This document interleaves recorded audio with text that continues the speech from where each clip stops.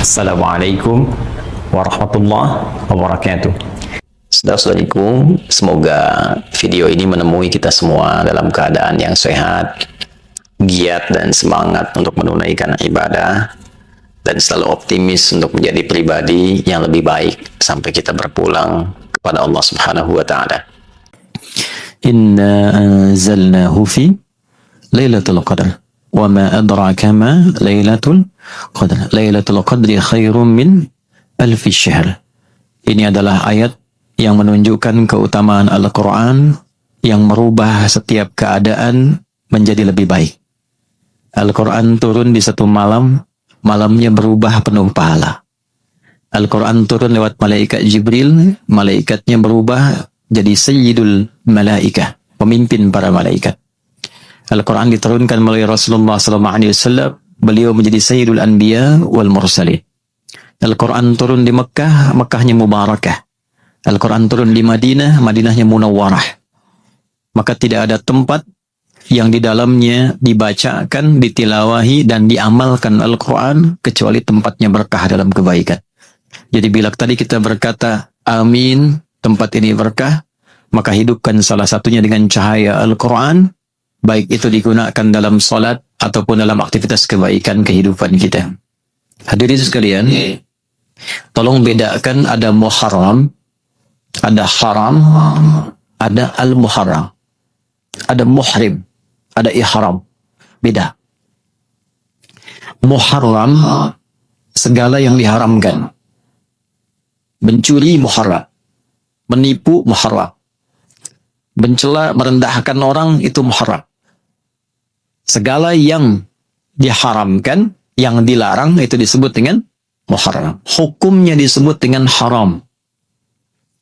Orang yang berupaya menanggalkan segala hal yang dilarang disebut muhrim. Pakaiannya haram. Oleh karena itu dalam umrah dan haji ketika menggunakan pakaian ihram, dia berkomitmen untuk menanggalkan dan meninggalkan segala yang dilarang Allah sejak saat itu sampai dia selesai menunaikan ibadahnya. Kalau kita ingin mengganti waktu untuk meninggalkan segala yang dilarang, dan kita ingin berusaha menjadi lebih baik, rumus hadisnya di riwayat Al-Bukhari Kitabul Iman, meninggalkan segala yang tidak baik menjadi baik, itulah hijrah. Kalau kita ingin masuk ke dalamnya dengan sifat disebut dengan hijriyah, maka kalau ingin memulai hijrah, pesan dari nabinya sederhana, tinggalkan kebiasaan-kebiasaan yang dilarang, yang hukumnya haram. Maka rumusnya dalam bahasa Arab, salah satunya tambahkan alif lam pada kata itu. Muharram tambah alif lam menjadi al-muharram. Bulan pertama dalam kalender hijrah disebut bulan al-muharram. Untuk memberi pesan bahwa jika kita ingin mengawali tahun dengan baik, menjadi orang lebih baik, usahanya baik, semua pekerjaannya baik, maka mulailah berlatih dengan meninggalkan segala yang dilarang oleh Allah Subhanahu wa Ta'ala. Bahkan, ini tolong dicatat ya, zaman jahiliyah saja, makna al-muharram sudah dipraktekkan sebelum datangnya Islam. Sudah viral di kalangan jahiliyah, ada 4 bulan. Pesan dari nabi-nabi sebelumnya disampaikan lewat lisan, sehingga sampai ke masyarakat lingkungan nabi. Kalau tiba 4 bulan ini, maka semua menjaga diri dari perbuatan yang terlarang. Kalau sudah ada 4 bulan ini, itu perang bisa libur, Pak. Mencela itu libur. Menyakiti itu libur. Tidak boleh ada perang. Untuk menghormati 4 bulan ini. Dalam hadis disampaikan riwayat Ibnu Abbas radhiyallahu taala anhuma dari Nabi sallallahu alaihi wasallam, talata mutawaliyat, 3 berurutan, yang 1 terpisah. Dzulqa'dah bulan 11, Dzulhijjah bulan 12, Al-Muharram bulan pertama, 11, 12 bulan 1. Dan Rajabun Mudhar ma baina Jumada wa Sya'ban. Bulan Rajab antara bulan 6 dan bulan ke-8. Jumada dan Sya'ban. 4 bulan ini. Dan ini ditetapkan dalam kalender Islam, langsung Allah yang melegalkan. Turun ketetapan Allah, Quran surah 9 ayat 36. Inna iddatash syuhuri 'inda Allah 12 syahran fi kitabillah yauma khalaqas samawati wal arda minha arba'atun hurum. Dzalika ad-dinul qayyim fala tadhlimu fihinna anfusakum. Al-ayat. Pakai inna tuh. Kalau yang ngaji di pesantren, Kita hafal itu ya. Di ilmu nahwu, inna harfu nasbin wa tawkidin tansibul isma wa tarfa'ul khabara mabniyun 'ala al-fathi la mahalla lahu min al-i'rabi. Inna itu huruf taukid dan nasab. Kalau di fungsi kalimat menjadikan kalimat setelahnya harakat fathah. Kalau jama' mudzakkar salim dia pakai ya, muannats salim pakai kasrah, ujungnya harakatnya kasrah i. Ya kan? Tapi di ilmu balaghah saat masuk kita ke fiqhul lughah, ma'anil huruf, maka nasab itu artinya nasaba rajulu asahu fil ardi. Seseorang tancapkan dengan kuat tongkatnya di bumi tidak goyah. Nasab itu berfungsi menancapkan informasi dalam jiwa dan jangan goyah sedikit pun. Inna iddatasy syuhur, kata Allah, tancapkan informasi dalam jiwamu yang paling dalam. Jangan pernah goyah. Jaga, kuatkan itu. Sejak aku mencipta langit dan bumi telah kutetapkan 1 tahun 12 bulan. Yauma khalaqas samawati wal ard. Dari 12 bulan ini setahun, minha arba'atun hurum. Ada 4 bulan terhormat. 4 bulan ini terhormat di sisi Allah. Jadi mesti dijaga kehormatannya, penjagaan kehormatan ini untuk menjaga kehormatan kita. Karena kita ini lahirnya terhormat. Ya. Kita makhluk, Allah khaliq. Wa idh qala rabbuka lil malaikati inni khaliqum basyara. Satu-satunya Tuhan yang menyebut dirinya khaliq dalam kitab sucinya hanyalah Allah. Quran surah 15 ayat 28. Inni khaliq. Kita yang tercipta disebut makhluk. Karakter kita, bawaan kita disebut akhlak. Wa innaka la'ala khuluqin azim di surat Al-Qalam. Tunggalnya khuluq. Jadi makhluk, sifatnya akhlak, tunggalnya khuluq, penciptanya khaliq. Nah, semua yang melekat pada akhlak itu saat diciptakan semua kita mulia. Terhormat. Misal, maaf ya, mata ini diciptakan dengan mulia. Karena mulia dan terhormat, maka tidak boleh digunakan untuk melihat yang tidak baik. Itulah sebabnya muncul hukum haram dari kata hurmah, seakar dengan kata hurmah. Dilarang supaya tidak hilang kehormatannya. Maka muncul larangan, jangan lihat aurat begini, jangan lihat yang seperti ini. Sebab saat melihat, runtuh kehormatan kita di hadapan Allah. Kenapa lisan dilarang berdusta? Wailul lil mukadzibin. Kenapa dilarang mencela? La yasra qaumin qaum. Kenapa dilarang ghibah? La yaghtab ba'dukum ba'dha. Karena saat lisan ini mencela, kehormatan kita akan hilang. Ini kehormatan yang melekat pada seseorang disebut dengan takrim. Sifat yang melekat kalau sudah ada sampai dibawa pulang namanya karamah. Itu yang melekat pada diri kita. Itulah yang dimaksud Quran surah 17 ayat 70. Walaqad karramna bani Adam. Wa hamalnahum fil barri wal bahr. Wa razaqnahum minat thayyibat. Wa faddalnahum ala katsirin mimman khalaqna tafdila. Pakai dengan lam dan qad. Lamnya taukid, qadnya tahqiq. Aku pastikan dan aku jamin, kata Allah, saat anak cucu Adam siapapun diciptakan, dalam penciptaannya melekat kemuliaan pada seluruh bagian tubuhnya. Jadi bukan hanya fisiknya yang sempurna. Quran surah 95 ayat 4, laqad khalaqnal insana fi ahsani taqwim. Itu fisiknya, ujung kepala sampai ujung kaki. Fungsi yang melekat pada fisik ini mulia sifatnya. Semua mulia. Saking mulianya, kata Allah, rizkinya pun harus mencari yang baik. Karena itu dilarang menipu, dilarang nyogok, dilarang korupsi. Kenapa? Karena ini makhluk mulia, tidak boleh hilang kehormatannya. Kemudian wafaddalnahum ala katsirin mimman khalaqna tafdila. Beraktivitas di daratan, banyak di lautan, kami berikan kemuliaan, keutamaan melebihi makhluk yang lainnya. Nah, jadi saat kita mulai tercipta ini, semua kita mulia. Semua. Cuma sayang dalam kehidupan kan ada saja peristiwa yang menjadikan kita sulit menjaga kemuliaan itu. Ya boleh angkat tangan siapa yang hidupnya sampai detik ini tidak pernah mencela orang. Hah? Ada yang sampai hari ini tidak pernah melihat maksiat, matanya boleh angkat tangan. Tidak ada. Ada yang tidak pernah berprasangka buruk sampai hari ini? Tidak ada. Ada saja kan? Nah, untuk mengevaluasi itu, ada harian, ada pekanan, ada bulanan, ada tahunan. Harian itu sholat 5 waktu. As-sholawatu ila sholawat kafaratun lima bainahunna malam takunil kabair. Sholat satu ke sholat lainnya otomatis yang kecil-kecil gugur sepanjang dosa besar. Sepanjang bukan dosa besar. Pekanan Jumat. Wal jumu'atu ilal jumu'ati. Jumat ke Jumat otomatis menggugurkan dosa-dosa kecil. Jadi kalau nggak berangkat Jumatan, rugi itu. Dosa kecilnya belum hilang, apalagi yang besarnya. Ya? Yang nggak punya dosa boleh angkat tangan nih. Ada yang dosanya sedikit. Saya mau tanya nih, Nabi Adam ketika diizinkan berbuat salah itu kesalahannya berapa? 1 kan?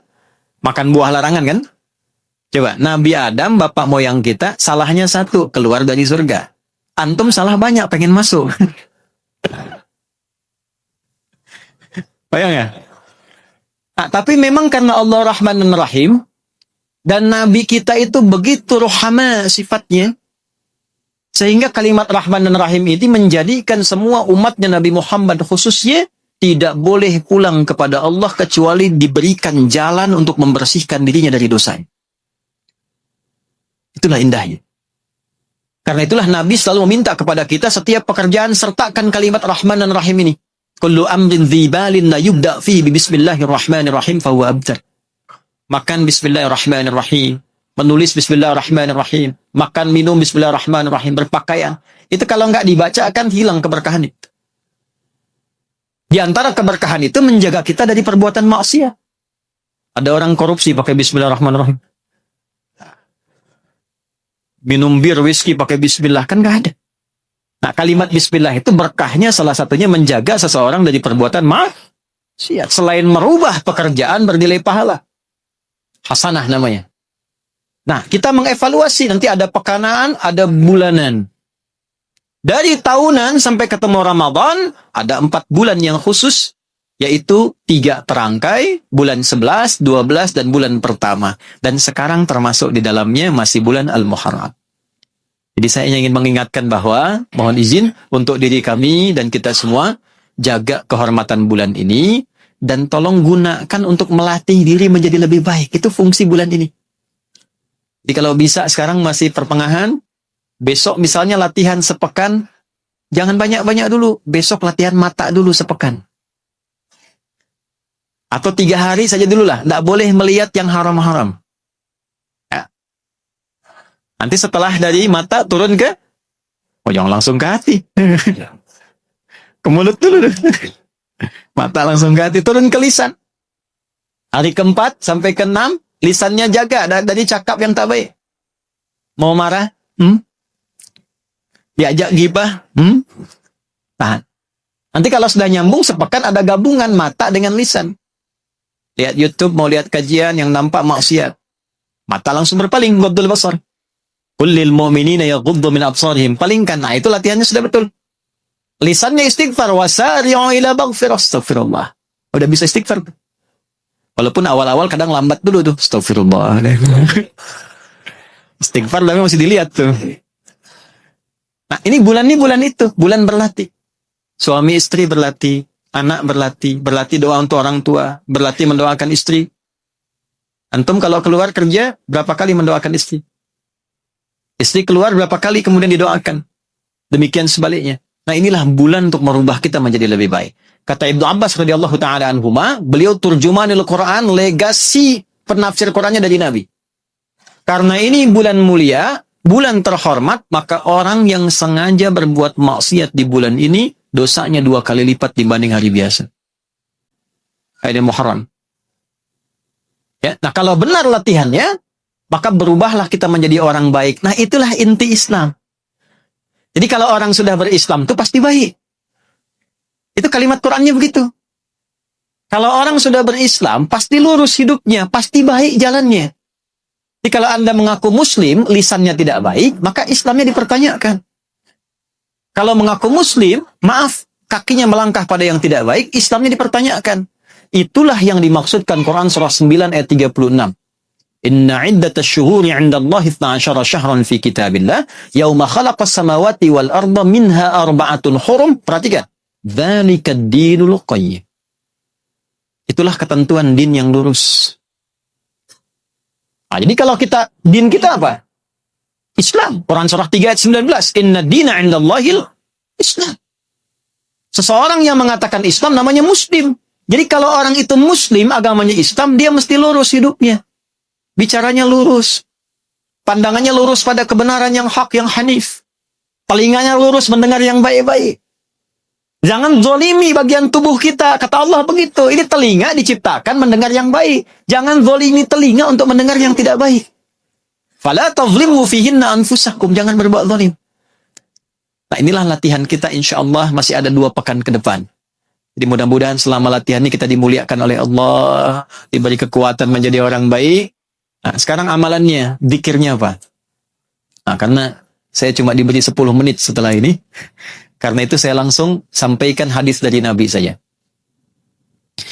Nabi pernah ditanya oleh sahabat, riwayatnya dari riwayat Muslim dari sahabat Abu Hurairah radhiyallahu taala anhu, su'ila an-nabiyyu sallallahu alaihi wasallam, Nabi sallallahu alaihi wasallam pernah ditanya, ayyus salati afdal ba'da maktubati ya Rasulullah.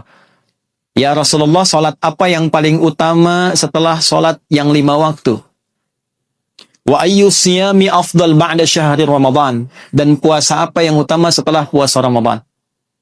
Maka Nabi sallallahu alaihi wasallam menjawab, perhatikan kalimatnya, afdalus salati ba'da al-maktubati as-salatu fi jawfil laili.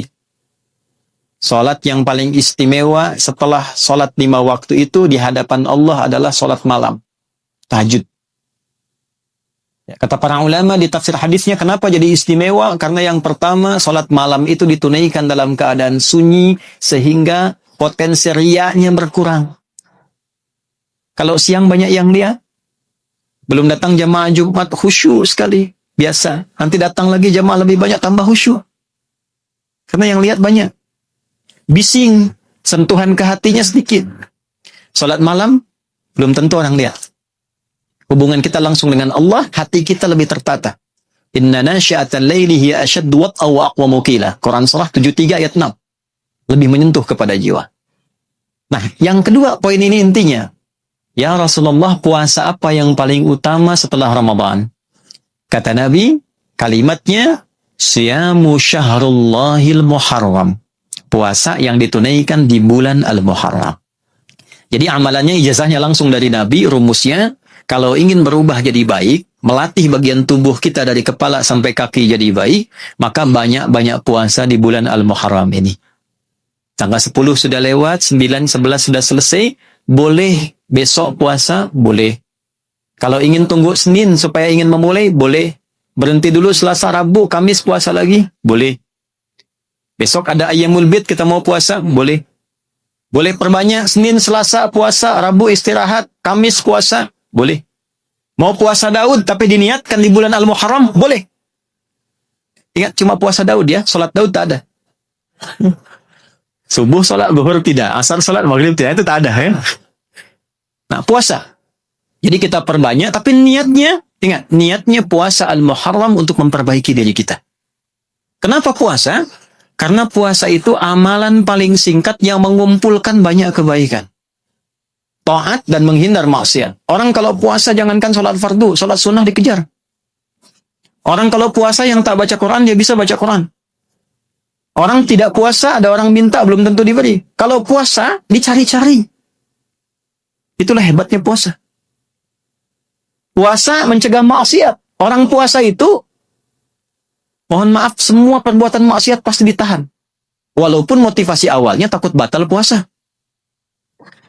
Ada tetangga itu suka marah, saya dengar cerita dari kawan, marah sekali, tiap hari marah. Waktu puasa berhenti marahnya.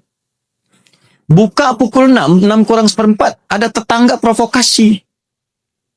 Dia lewat sama istrinya, dia tak marah. Istrinya tanya, abang kok tak marah? Nanti habis maghrib katanya. Habis maghrib pun dia ingat, takut batal dan hilang amalannya. Maka tertahanlah itu. Maka ini yang ingin saya ingatkan untuk diri kami dan kita semua. Mudah-mudahan kita diberkahi oleh Allah Subhanahu wa taala. Ya. Dan yang terakhir saya ingin ingatkan, nama masjid ini Al-Falah. Ada fauz, ada farih, ada falah, itu beda. Kalau sukses saja belum tentu bahagia, itu fauz. Orangnya faiz, perempuannya faizah, sifatnya fauzi, mubalaghahnya fauzan. Jadi kalau ada yang namanya fauzi, faizah, fauzia, fauzan, itu orang diharapkan sukses dalam hidupnya. Walaupun belum tentu bahagia. Kalau bahagia saja belum tentu sukses, namanya fariha. Sifatnya farah. Sifat laki-lakinya farhan. Namanya farhan diharapkan bahagia selama hidupnya. Walaupun belum tentu sukses. Kalau ingin sukses dan bahagia, maka robah kalimatnya menjadi falah. Itu artinya sukses dan bahagia. Sukses dan bahagia. Success and happiness. Kita diperdengarkan 5 kali sehari kata falah. Di telinga kita, bahasa Arab telinga itu udhun, jamaknya adhan. Hayya 'alal falah. Sudah sukses belum? Sudah bahagia belum? Jangan-jangan pekerjaan sukses tapi belum bahagia di rumah tangga. Jangan-jangan bahagia tapi belum sukses. Maka kuncinya apa? Dekati Allah. Agungkan Allah dan dekatkan dengan sholat. Itu kunci utama falah itu. Pekerjaannya kalau diikat aflah, orang yang disebut muflih, amalan pertamanya sholat. Qad aflahal mu'minun alladzina hum fi salatihim khashi'un. Untuk itulah yang saya maksudkan, nama masjid itu oleh ulama kita dibuat bukan hanya menunjuk pada nama, tapi ada sifat yang diharapkan melekat pada orang yang ibadah di masjid itu. Jadi kalau kapan lagi masuk ke sini, hilangkan semua terkait dengan dunia di luar, khusyukkan diri kita menghadap Allah, sehingga Anda merasakan perbedaan ketika masuk dan keluar. Upayakan ketika masuk dan keluar dari masjid ini, kita mendapatkan perbedaan dalam hati kita. Tanda pertamanya, perhatikan kalimatnya. Di Quran surah keempat ayat 100, ada kelapangan dalam hati kita. Dunia belum dapat dulu, karena dunia terlalu kecil. Orang yang mendapatkan falah yang Allah pertama berikan bukan dunia. Tapi ada kelapangan dalam hatinya. Kenikmatan ibadah.